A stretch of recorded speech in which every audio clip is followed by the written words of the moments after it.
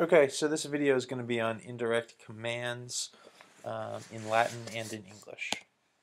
So, quick reminder of indirect versus direct speech. I'm reminding you here what a direct statement looks like, the sky is green, versus an indirect statement, I think the sky is green. So too with direct commands, stand up. An indirect command would be, I asked the young man to stand up. Basically, indirect phrases just report what was said, commanded, asked, etc. Okay, so indirect commands. In Latin and English, they're going to be made up of two clauses.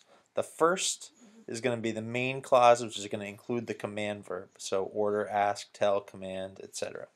The second is going to be the dependent clause, which is what the person is being commanded to do. So in this one, I order you to go to your room.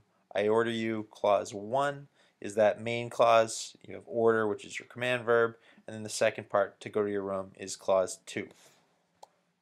Okay, indirect command formation in Latin. The first clause, you're going to have a command verb.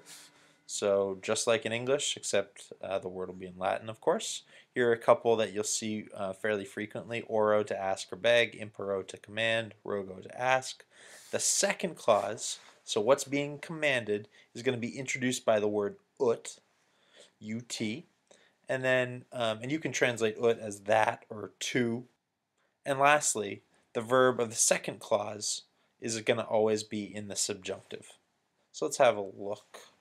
A simplification of this is the command verb is going to be in clause 1, ut introduces clause 2, and the verb in the ut clause is subjunctive. Okay, subjunctive tense.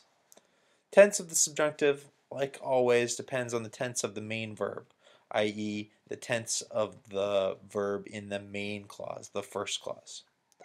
Since someone can only order people to do things now or in the future, you can't order someone to pick up the milk 20 minutes ago. You're not going to be able to use the pluperfect and perfect subjunctives. Instead, you're only going to use the present and imperfect subjunctives on these. So let's have a look. Rogo meam infantem ut dormiat. I ask my baby ut dormiat to go to sleep. I ask my child that she sleeps. Now notice I'm using present subjunctive here. On this one, I asked my daughter to sleep, with the implication that I asked her to do it and she was doing it yesterday. Another one, the teacher asked the girls to do their homework. And on this one, the teacher asked the girls to do their work. So here, facurrent, you have an imperfect subjunctive because the teacher asked in the past. So hopefully this makes sense for you. If you have any questions, feel free to email me or ask tomorrow. See you soon.